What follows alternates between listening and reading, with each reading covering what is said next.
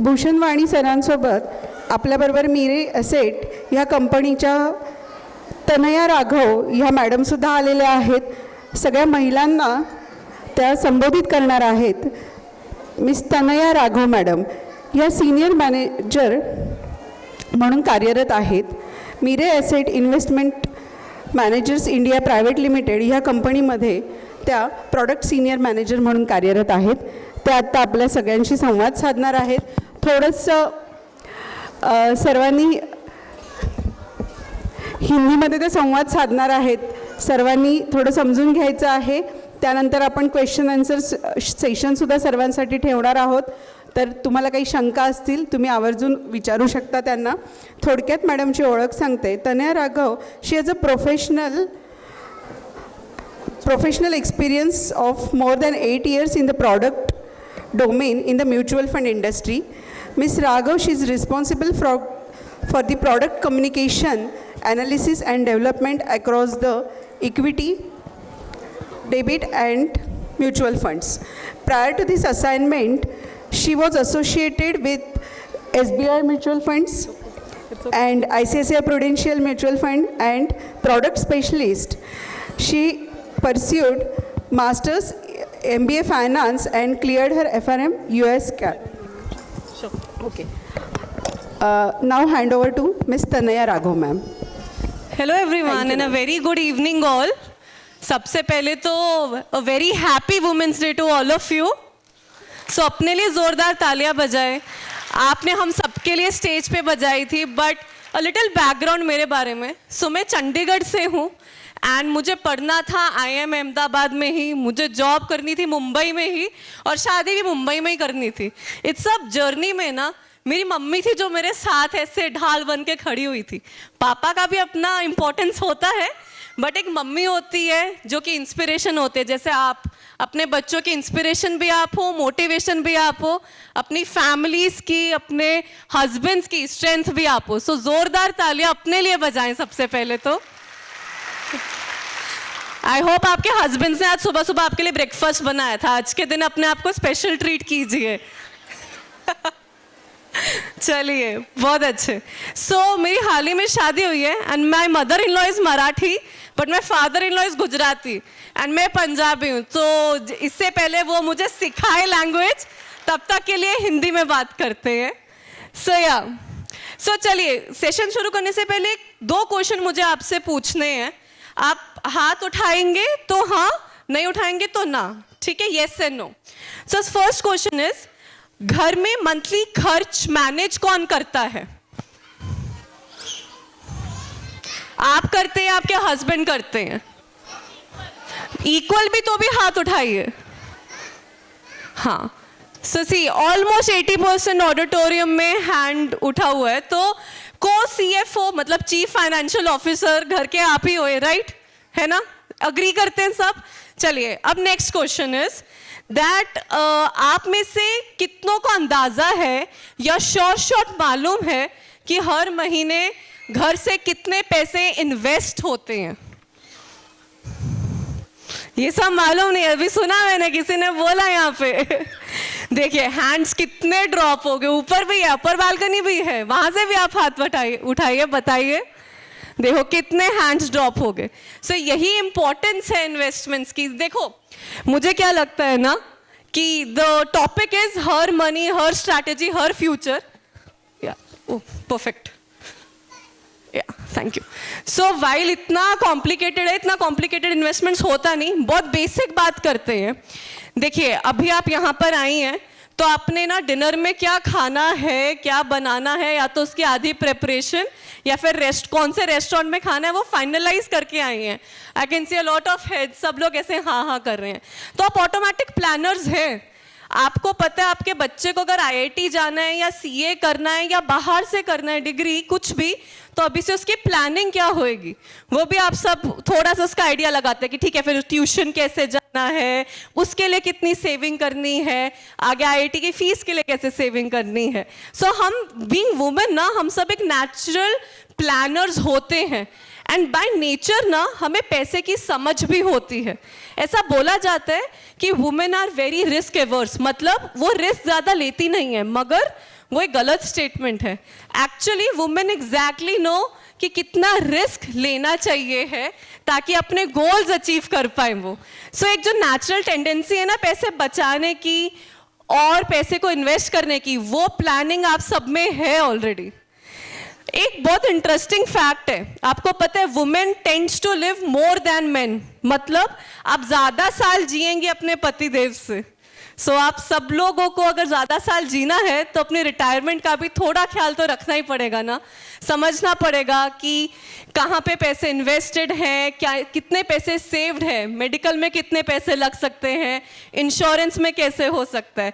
तो अगर अभी तक, मुझे पता है आपके फेसेस से लग रहा है काफ़ी होंगे कि अभी तक वो चीज़ पूछी नहीं गई है. इन्वेस्टमेंट्स होती हैं घर पे, काफ़ियों ने बोला नहीं पता मुझे, लेकिन वो आपको जाननी है कहाँ होती है, कैसे होती है. मे बी अगर आपको अभी वो कॉन्फिडेंस नहीं है ना, इस सेशन के बाद एटलीस्ट घर जाइए, पूछिए कि कहाँ पर क्या इन्वेस्टेड है, क्या इंश्योरेंस है, क्या मेडिक्लेम है, बिकॉज यू नेवर नो कि वो कब काम आ जाए हमें. Moving on. सो सेविंग तो हम सबको आती है. आपको पता है कोविड में सबसे ज्यादा कैश कहाँ से निकला था? Any guesses? हाउस होल्ड में से, किचन के डब्बों में से निकला था सबसे ज्यादा कैश. तो हम सबको सेविंग तो आती है. मेरी मम्मी की भी आदत है, अपने मसाले के डब्बे में ना मसाला रखेंगी पॉलिथीन में और उसके अंदर अपना कैश बचाती रहेंगी. लेकिन वो सेविंग सिर्फ क्या काफ़ी है? एक एग्जांपल लेते हैं. आज से 15 साल पहले 500 रुपये में कितनी सब्जी आती थी? पूरे घर का राशन आ जाता था, एक महीने का राशन आ जाता था. लेकिन अब वो एक किलो सब्जी, 2 किलो सब्जी से ऊपर नहीं आता 500 रुपये में. उसको क्या कहते हैं? महंगाई कहते हैं. तो जैसे जैसे महंगाई बढ़ती है वैसे वैसे पैसे की वैल्यू कम हो जाती है. मतलब जितना 500 रुपये में 10 साल पहले आता था, आज के टाइम पे वो आधा आ रहा है. तो अगर आप जो भी सेव कर रहे हो, अगर वो सिर्फ बैंक अकाउंट में है या फिर आपके अलमारी में है, आपके घर में है, क्या वो पैसा आपके लिए वर्क कर रहा है? शॉर्ट आंसर इज नहीं. जब तक पैसा बढ़ नहीं रहा, जैसे कि आप बढ़ रहे हैं, साल आगे बढ़ रहे हैं, तब तक आपका पैसा आपके लिए काम नहीं कर रहा, अनफॉर्चुनेटली. सो सेविंग इन्वेस्टमेंट नहीं होता है. It is not equal to investment. Saving is something, आप सिर्फ पैसा बचत करते हो, मगर जब आप पैसा एक्चुअली ग्रो करने लगते हो, उसको कहीं पे इन्वेस्ट करते हो, that is what investment is. So अब समझते हैं कि वुमेन को क्या बैरियर्स होते हैं, क्या क्या रोकता है उन्हें इन्वेस्टमेंट खुद करने से. आप में से कितने जनों ने हैंड रेज करा था जब मैंने पूछा था कि इन्वेस्टमेंट्स का किसको पता है?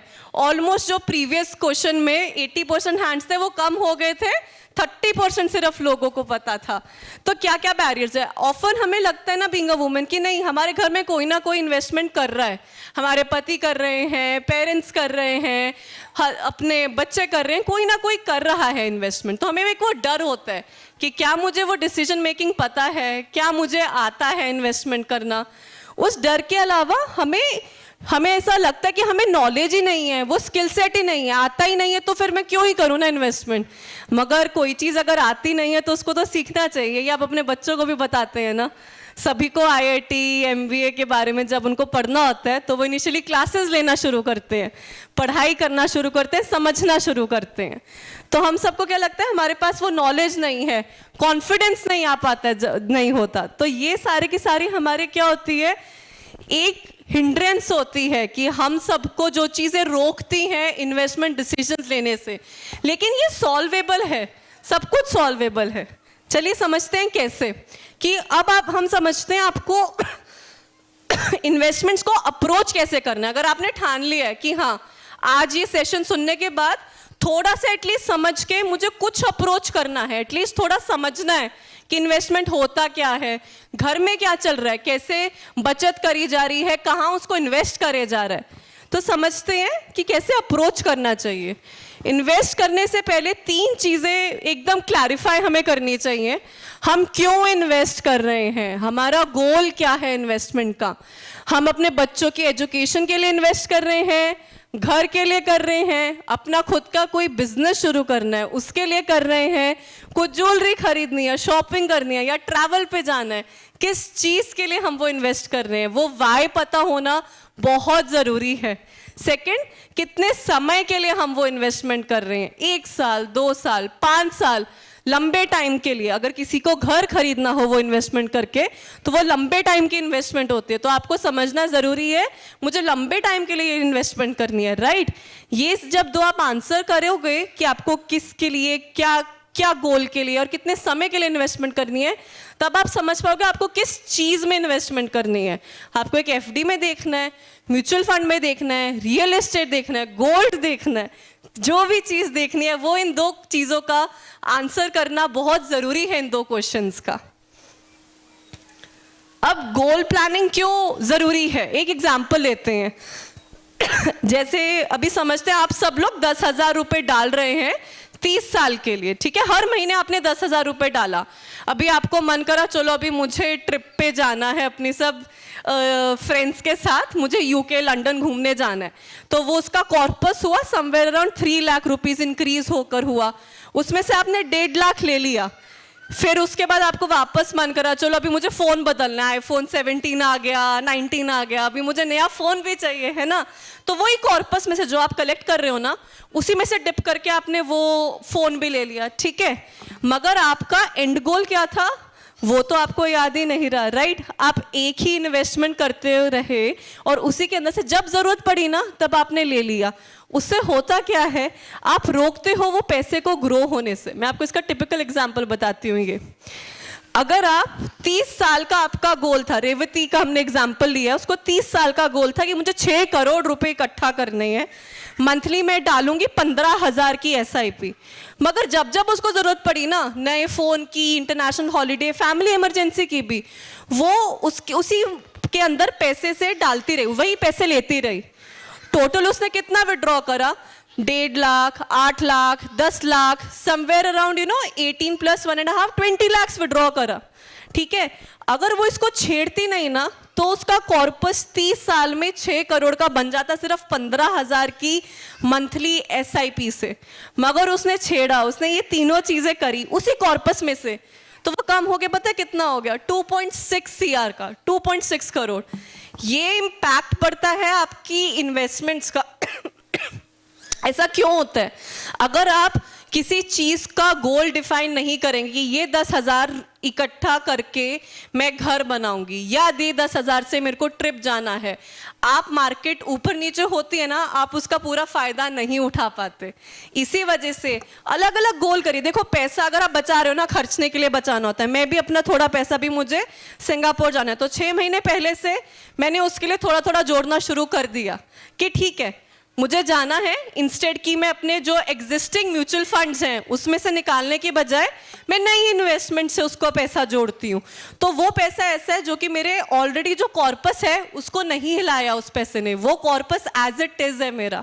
यही इंपॉर्टेंस होती है गोल सेटिंग की। जो भी गोल हो आपका, शॉर्ट टर्म हो, लॉन्ग टर्म हो, उसको डिफाइन करके हमेशा इन्वेस्टमेंट करना वो बहुत ज़रूरी होता है। दूसरी चीज है, आप में से काफी लोग यहाँ पे डिफरेंट एज ग्रुप्स में है, राइट। अभी मैं अपनी ही बात करती हूँ।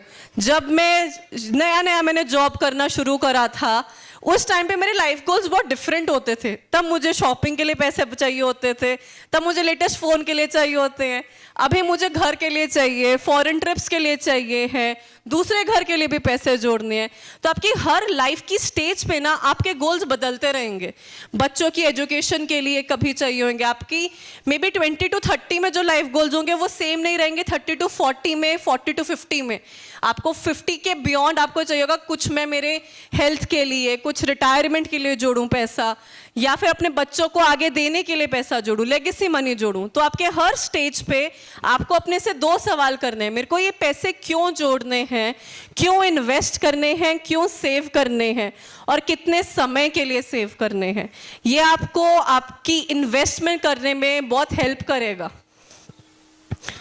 नेक्स्ट बीइंग कि रिस्क क्या होता है। अब चलिए एक एग्जांपल लेते हैं कि आपको पता है कि कितनी बारिश पड़ेगी जुलाई में। हर महीने मुंबई डूबती है, हर महीने 2-3 दिन की हमें ऐसी छुट्टी मिल जाती है। तो आपको क्या कभी एस्टिमेट होता है कि वेदर डिपार्टमेंट में जो बताया हो कि इतनी बारिश पड़ेगी, क्या एग्जैक्टली उतनी बारिश कभी पड़ पाती है? नहीं पड़ पाती, राइट? आप वो असेस ही नहीं कर पाते। इसीलिए वो क्या होता है, वो एक रिस्क बोला जाता है। हम कहते हैं ना, mutual funds are subject to market risk. ये रिस्क टर्म वही है कि मार्केट ऊपर नीचे होती रहती है।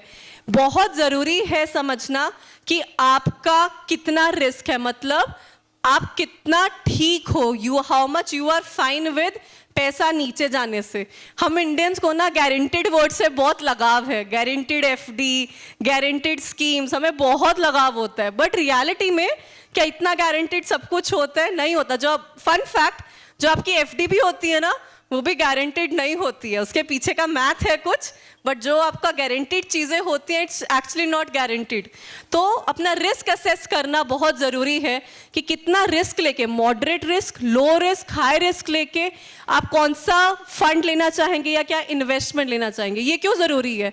जब हम छोटे होते हैं, जैसे आपके बच्चे भी होंगे, आपकी बेटियां अगर जा रही हैं, आपके बेटे जॉब कर रहे हैं, वो लोग अभी हाई रिस्क ले सकते हैं, मतलब वो प्योर इक्विटी देख सकते हैं, वो ऐसी इन्वेस्टमेंट्स देख सकते हैं जिनमें लंबे टाइम के लिए वो लोग टिक सकते हैं, उनको क्योंकि इमीडिएटली पैसे की जरूरत नहीं है। ये डिफाइन करता है आपका रिस्क। आपको कितनी जल्दी पैसा चाहिए है, कितने बड़े गोल के लिए आप पैसा सेव कर रहे हो। अगर आप अपने घर के लिए पैसा सेव कर रहे हो तो वो रिस्क प्रोफाइल आपका कम हो जाता है, क्योंकि आपको चाहिए कि ज़्यादा वॉलेटाइल, मतलब ज़्यादा ऊपर नीचे ना हो वो पैसा। तो रिस्क प्रोफाइल समझना बहुत ज़रूरी होता है। सो हम कर क्या सकते हैं इन सब सिचुएशंस में, ये सब में, कि हमारी अभी प्रायोरिटीज बदलती रहती है, हमारे गोल्स शिफ्ट होते रहते हैं एज पर एज ग्रुप, हम सबका इन्वेस्टमेंट देखने का तरीका बदलता रहता है। तो सबसे पहले तो ना हम सबको समझना चाहिए कि हमें क्या पता है हमारे घर में कितना पैसा आ रहा है और कितना पैसा हम लोग कहाँ पे इन्वेस्ट कर रहे हैं। अगर आप लोग अभी स्टेप पे, फर्स्ट स्टेप पर नहीं है तो आज वापस जाइए, एक चेकलिस्ट बनाइए, वो बहुत ज़रूरी होता है। बैंक अकाउंट में कितना पैसा है आपके पास, आपके घर से इन्वेस्टमेंट कितना हो रहा है, इंश्योरेंस क्या है आपके पास, हेल्थ इंश्योरेंस कैसा है, हस्बैंड का कैसे है, बच्चों का कैसा है, आपका खुद का कैसा है, मेडिकेयर कैसा है। आज के टाइम पे आप गॉड फॉरबिड कुछ भी हो जाए, एक मेडिकल इंश्योरेंस अगर नहीं होता तो एकदम से हॉस्पिटल जिस हिसाब से मीटर घुमाता है that is upwards of 20 lakh 25 lakh. So एक इंश्योरेंस होना बहुत ही ज़्यादा ज़रूरी है। वो भी आपका एसेट एलोकेशन या फाइनेंशियल अवेयरनेस का पार्ट होता है। हम उसको इन्वेस्टमेंट नहीं बोलेंगे, लेकिन वो फाइनेंशियल अवेयरनेस का पार्ट होता है। और काफ़ी लोग ये समझते हैं कि ठीक है, अभी मेरे पास कोई बड़ा अमाउंट है नहीं है तो मैं एकदम से कैसे इन्वेस्टमेंट शुरू करूं। तो उसका एक सोल्यूशन होता है SIP, सिस्टमैटिक इन्वेस्टमेंट प्लान। आप छोटे से छोटा अमाउंट, मतलब आप 99, छोटी SIP भी अब तो आ गई है, आप 99 रुपीज़ से भी जोड़ना शुरू कर सकते हो, डेली बेसिस पे, मंथली बेसिस पे, किसी भी टाइम पीरियड पे जो आपको चाहिए हो। सो अगर बड़ा अमाउंट नहीं है, नथिंग टू वरी, आप छोटे छोटा अमाउंट जोड़कर ही बहुत बड़ा अपना कॉर्पस शुरू कर सकते हो। फॉर एग्जाम्पल जब मैं मुंबई आई थी उस टाइम पर मैं सिर्फ 1000 रुपये की SIP कर पाती थी, सब खर्चों के बाद। मैं PG में रहती थी, नई थी शहर में। वो 1000 रुपये की SIP करते करते 3 साल के बाद जब मैंने डिसाइड करा कि चलो अभी मैं थोड़े बड़े घर में जाती हूँ, अपना खुद का 1 BHK रेंट आउट करती हूँ। उस टाइम पे 1 BHK के लिए जब भी आपको रेंट आउट करना होता है, आपको डिपॉजिट देना पड़ता है, ब्रोकरेज देनी पड़ती है, 2-3 महीने का रेंट एडवांस देना पड़ता है, राइट। वो जो 1000 रुपये की SIP थी ना, वो SIP उस टाइम पे मेरे काम आई थी कि मुझे मे बी अपनी फैमिली से पैसे नहीं मांगने पड़े, अपने पापा से नहीं मांगने पड़े पैसे, या किसी और सेविंग के अंदर नहीं मेरे को डालना पड़ा। जो मेरी वो 1000 की SIP थी वो काम आई थी। तो डोंट अंडर एस्टिमेट, कम मत समझिए वो 500 रुपये इन्वेस्ट करना या 1000 रुपये इन्वेस्ट करना। यू नेवर नो कब आपको उस चीज़ की ज़रूरत पड़े। Last but not the least, आप सब कुछ करती हैं, आप अपने घर का ख्याल रखती हैं, आप हाउस होल्ड एक्सपेंसेस मैनेज करती हैं, बच्चों को मैनेज करती हैं, सोशल सर्कल भी मैनेज करती है, अपने फ्रेंड्स के साथ भी उनको भी टाइम पूरा पूरा देती हैं, फैमिली को भी देती है। इन्वेस्टमेंट से एक जो हिचकिचाहट होती है ना, सिर्फ वही है। आप एक बार ही समझिए, 2 बार ही समझिए। बहुत सारे डिस्ट्रीब्यूटर्स होते हैं जो आपको इस चीज़ में हेल्प कर सकते हैं, सिर्फ समझने में। आपको आज से करने की ज़रूरत नहीं है, एटलीस्ट समझिए। अपने घर में जाके पूछिए अपने हस्बैंड से कहाँ पे क्या क्या इन्वेस्टेड है, क्योंकि आपको भी पता रहना चाहिए कहाँ पे क्या इन्वेस्टमेंट्स है। बिकॉज जब आप फाइनेंशियली अवेयर होते हैं तो आपके बच्चे नेचुरली फाइनेंशियली अवेयर होते हैं। आई एंड विद एन एग्जाम्पल। बंधन बैंक में बैक इन अर्ली 2000s ना माइक्रो फाइनेंस लोन्स बहुत चलते थे स्मॉल बिजनेसेस के लिए। तो बंधन बैंक ने क्या किया था, वो लोन सिर्फ देता था वुमेन एंटरप्रेन्योर्स को। क्यों? क्योंकि लेडीज आर मोर अकाउंटेबल, मतलब वो पैसे का हिसाब रखती हैं, मोर ट्रस्टेबल, मतलब वो पैसे वापस लौटाती भी हैं, एंड एक सेंस ऑफ कम्युनिटी होती है। अगर वो खुद लोन लेती है ना डेवलपमेंट के लिए, वो अपनी साथ वाली को भी बोलती है कि तुम भी लोन लो, तुम भी अपना कुछ बिजनेस करो, तुम भी अपना कुछ कारोबार करो। हेंस वहां से उन्होंने अपना AUM जोड़ा था। Now what Bandhan bank is. So आप सब कुछ कर सकती हैं, it's just a lack of confidence, और वो इनिशियल हिचकिचाहट होती है। So don't worry on that. And with that a very happy women's day to all of you. Huge clappings for all of you. Thank you so much.